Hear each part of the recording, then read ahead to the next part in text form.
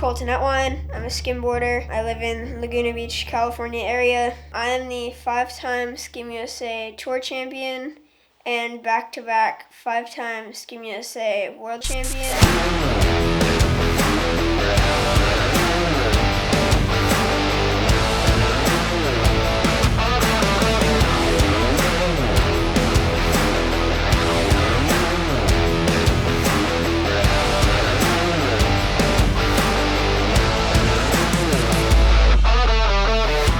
In 2022, I got second in the first contest of the tour and then won the rest, including the ZAP World Championships of skimboarding, which allowed me to win the whole tour. If you are not familiar with skimboarding, I'd say the easiest way to describe it is almost as if it's a surfboard, but with no fins, and it's a much smaller board and much thinner. But instead of paddling into the wave, you're dropping at the water's edge and then sliding out and hitting the wave and riding it back in. Some sports that I do include soccer, karate, skateboarding, and skimboarding. When it comes to my strengths and weaknesses, I guess one of my strengths would be that I usually keep trying something, even if it's hard or it's difficult. I struggle with making myself stop or give up.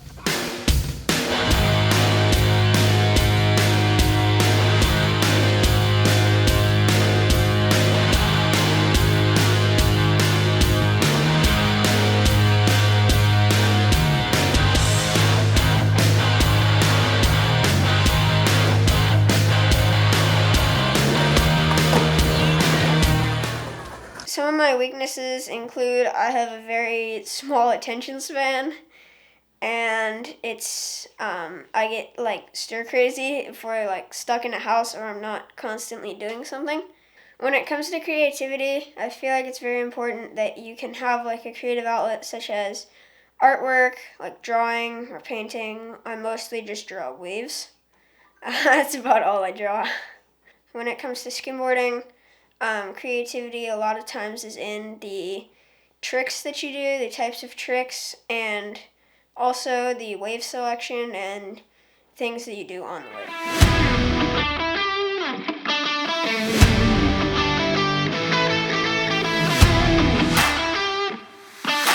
I usually can pick up on sports quickly, which is one thing that I think is hereditary from my dad. He's very good at quickly picking up sports and adapting to them. And then my mom is from volleyball and basketball. She's super precise with things, which allows you to refine your technique. My mom played competitive volleyball, and my dad was a professional snowboarder.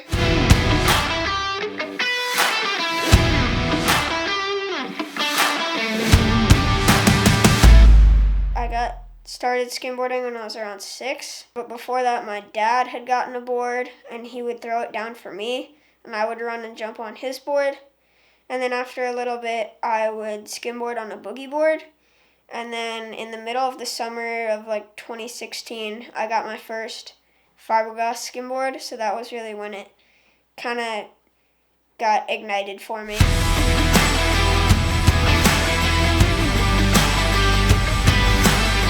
Probably the best feeling in skimboarding is the feeling of hydroplaning, which is where you are sliding with your board horizontally under your feet, so it's sideways and you're sliding like that out to a wave.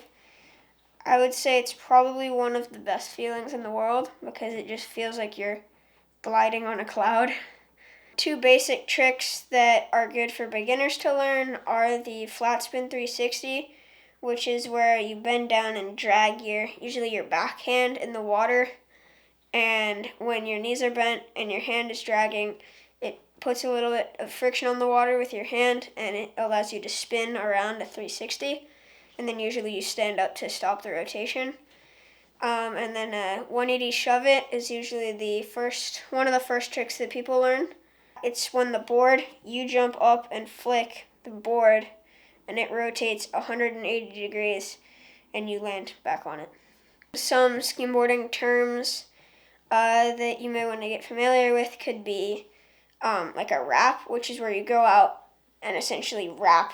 I guess you like turn on the wave and come back in. A liner is when you hit the wave and the wave is kind of at an angle from the beach and you sort of go down the line of the wave around the face. And then maybe a 360 shove it, or also known as a 3-shove, is, like I mentioned earlier, the 180 shove it, but only it is a 360-degree rotation under you instead of 180. And then a sider is a wave that usually it will, if there's a rock and the wave comes in, it'll hit the rock and then it bounces off, creates a side wave, also known as a sider, that'll push and connect you with another wave that's coming in. And I guess lastly, a barrel usually happens after you've done a wrap and made the turn all the way around, or you hit it and go down the line. You sort of pull in under the lip of the wave and it breaks over you. That's when it's called a barrel.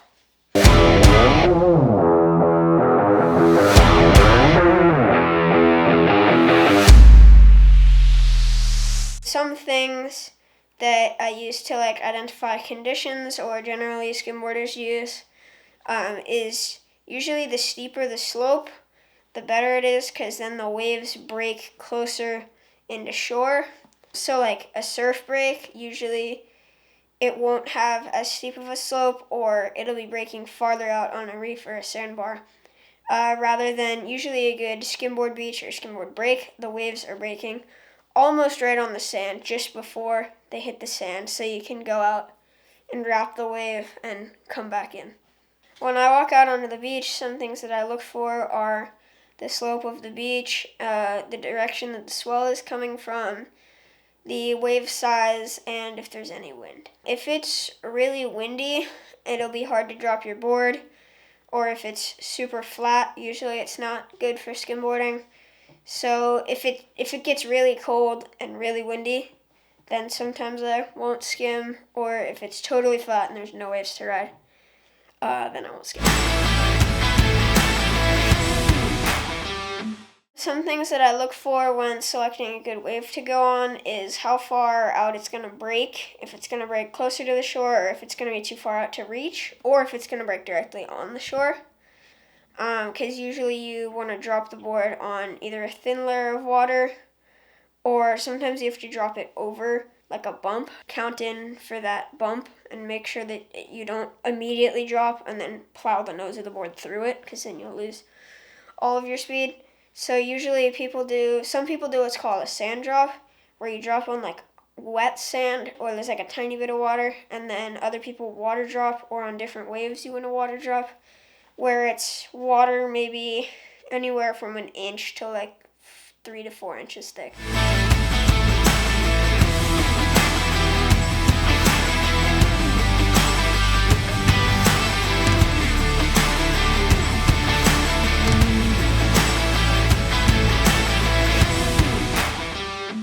Sometimes in a technical situation where you have to deep water drop, some people can deep water drop up to like 8 inches, like 6 to 8 inches deep of water, which is usually a little bit more scary or sketchy to do, but it's fun sometimes, and makes for a little bit more interesting or technical wave. A lot of times when I'm running for waves, either if I'm trying a new trick, I already know what I'm planning on trying.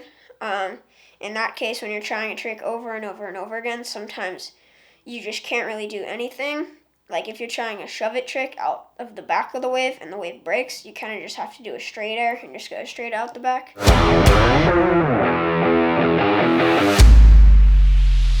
If you're going for like a wrap or a liner, as I mentioned earlier, I don't really think of what I'm going to do until I'm running, where I can see the wave forming and how it's going to break in what section. A lot of times you can also see the swell direction, and like sometimes if there's a little corner on it, you can do like an air off the side and land re-entry, or if there's a little bump, you can do a shove it trick, or if it opens up, you can get a barrel, or things like that. You kind of just decide on the fly.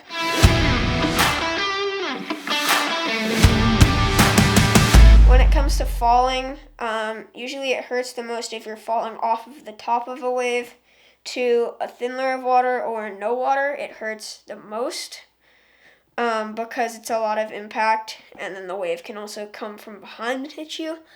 And then also on flat ground, if you're trying a trick, or a thin layer of water, like a technical flat ground trick.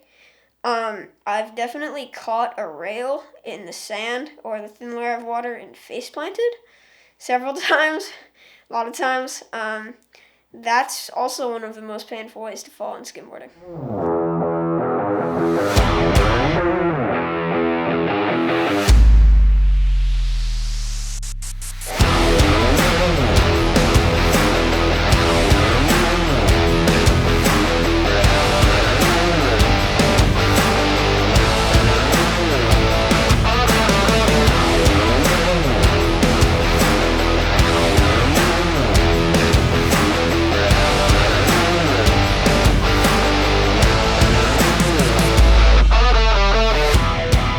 When it comes to falling skateboarding, usually things like ledges or bigger things that you're skating off of or like ollieing off of or doing a trick off of, usually those hurt the most when you're kicking out, like getting the board away, like bailing out. Or if you land, one of the most painful ones is if you land with your foot off the nose or tail or side and you roll your ankle. That's definitely one of the most painful ways to fall skateboarding. I've also had my ankle bend and hit the floor off of the deck of the board, and I couldn't walk for about a day and a half. So, unlike a skate park, where it's usually skaters versus scooters, and it's usually kind of not a battle, but just there's a little bit of tension between the skateboarders and the scooters. Usually at a beach where there's skimboarding and surfing and boogie boarding, usually pretty much everyone respects each other, especially the surfers and the skimboarders. And at most places you don't run into any type of situation where a skimboarder would be potentially in contact with a surfer, unless it's like a wave where the surf lineup, there's tons of people that surf out here, and the beach is pretty close. And sometimes if the wave reforms all the way to the inside, then skimmers can come and turn, but usually surfers back out and stuff, or the skimmers will know and we won't go on the wave. So there's usually not a whole lot of tension between skimmers and surfers and vice versa.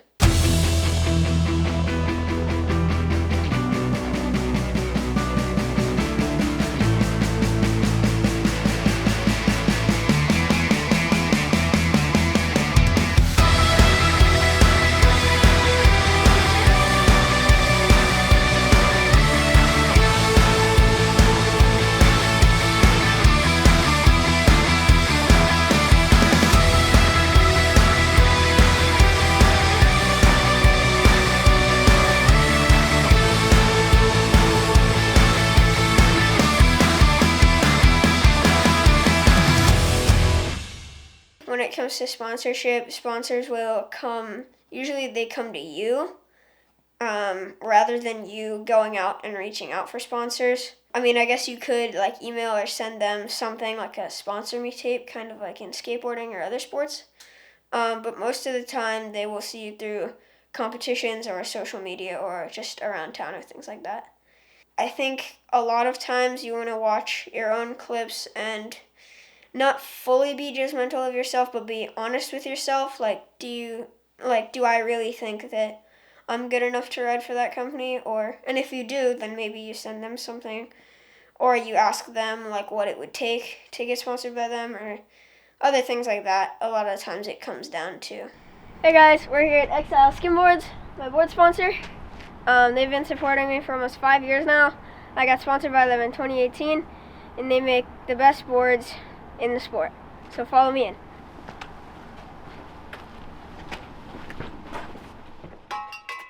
I'd say in general what it means to be sponsored is a company or I guess organization that like provides support to you, such as like maybe free clothing or apparel or boards or some sort of material.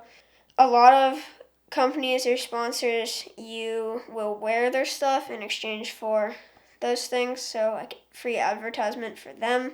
People with a big social media following usually like posts or things about that.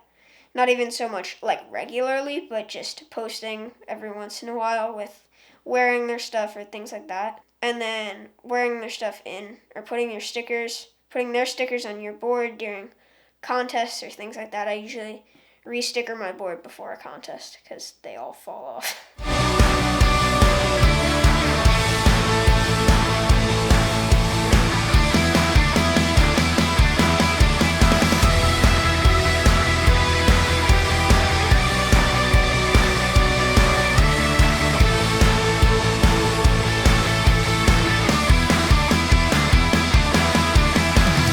Some things that you want to look for in a first board if you're interested in getting a board and starting to skimboard is you want a board that is at least fiberglass. You definitely don't want a wood board. First of all, they don't float very well, and second of all, they can break apart and splinter, and then it gets really dangerous, and they're really thin, so they can cut you easily, as well as some of the first beginner boards.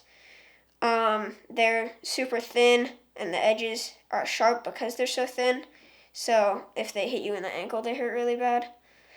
Some good beginner boards would be the EXILE EX0 and EX1, which are EXILE's like, the EX0 is like the main intro board, and then the EX1 is like the main intro board for adults.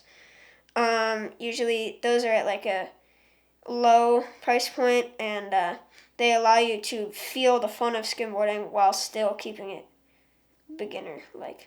Usually you want to put traction pads on the board and wax the board. So on this board behind me, there is an arch bar, which is this thing right here, and then there's the tail pad, which provides you can put your foot in the back like that, and then your front foot goes like that, and then you usually put wax on either side so that you don't slip when you're doing a turn or something. And then also some people don't ride pads. There's one pro named Johnny Weber. He doesn't ever have pads on his board. He just waxes the whole board. And that works for some people. Some people it doesn't.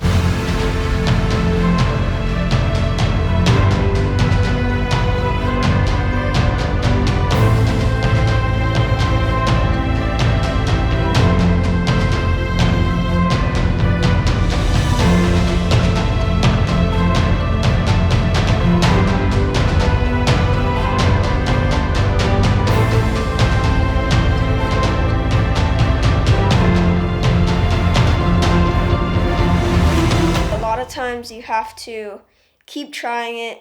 I've had tricks in skating and even skimboarding. I think I had a flatland trick the one day that took me 45 or 50 tries to land. It took like an hour and a half. And then I've had skateboard tricks that have taken like 100 to 200 tries just to land one. But things like that, you just want to, I don't know, I always persist and keep trying it for myself. To allow myself to progress, and I don't really want to allow myself to stop and not land the trick. Some tricks, if you've tried it for a long time and you land it once, if it's a more basic trick that you were originally struggling with the technique for, usually you'll land it and then you'll start to land it more consistently. A lot of like stair set tricks or things in like a skateboarding video part, they're only done once. Like you're not gonna, there's a famous video of Aaron Homoki ollieing a 25 stair. You're not just gonna go back and ollie a 25 stair over and over and over again for fun. Usually in a skimboarding competition, it goes by heats. So you'll start in like a group round or a preliminary round. You have the first round, and then usually top two advance from heats of 3 or 4. And then it goes into, usually it goes preliminary, quarterfinals, semifinals, and then finally the final. And then in professional skimboarding, they go to head-to-head in the quarterfinals. So it's a head-to-head competition, and then it's only the winner makes it through. Colton has priority. He's got to get around it. First place is Colton Ettwein.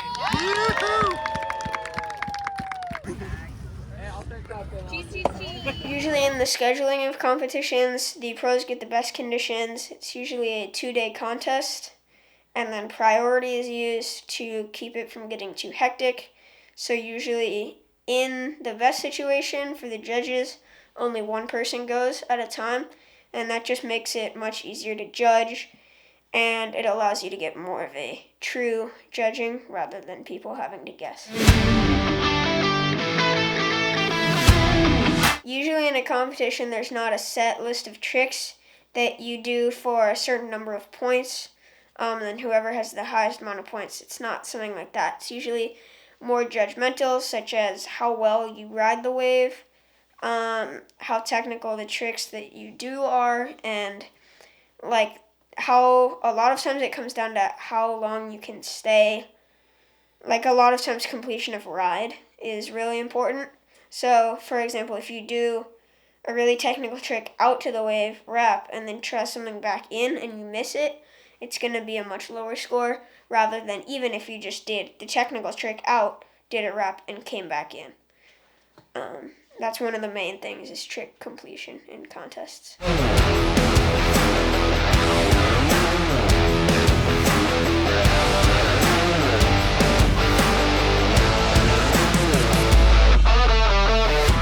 Some of the differences between the waves on the East Coast and the West Coast include the waves on the West Coast are usually heavier and have more power.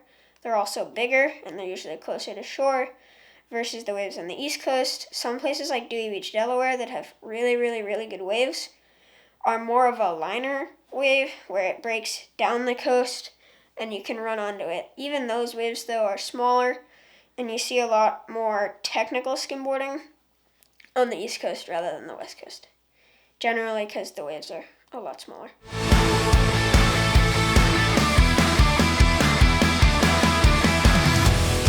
Probably one of the quotes that stands out to me is actually from Ted Lasso, where he says, "Be a goldfish," because they only have a 10-second memory. Where sometimes in contests, you will not do well in the heat but still advance, and you have to sort of erase that from your memory and move on so that you can skim well in the next heat. Peanut butter cups for sure. Reese's peanut butter cups. Board shorts 100%. Oh gosh. That's a tough one. I'll say both. Morning person, I think, because you'd get to see the sunrise. Outdoor ramps. Gatorade. I don't know, but if I were to be sponsored by one, Red Bull. Pancakes. Milkshake. Pizza. Christmas for sure. They're both my two favorite subjects. Ice cream for sure. I don't really like frosting. East Coast. No, West Coast! What am I